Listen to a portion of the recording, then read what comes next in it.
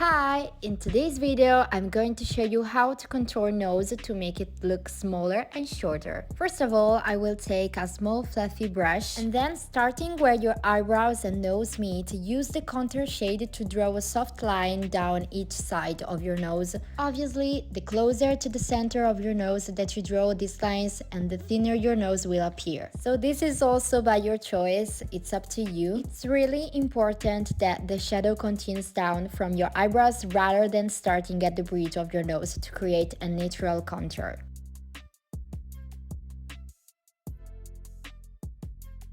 So at this point, I just continue to blend the lines.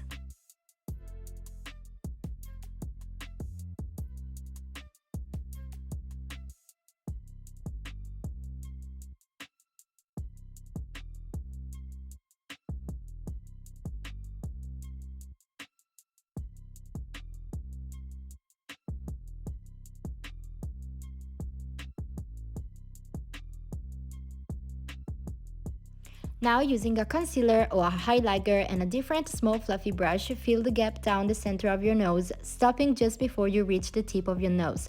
Use your contour brush to blur any harsh lines between the dark and light shades to create a seamless finish. In this case, I will use a concealer and then a highlighter too.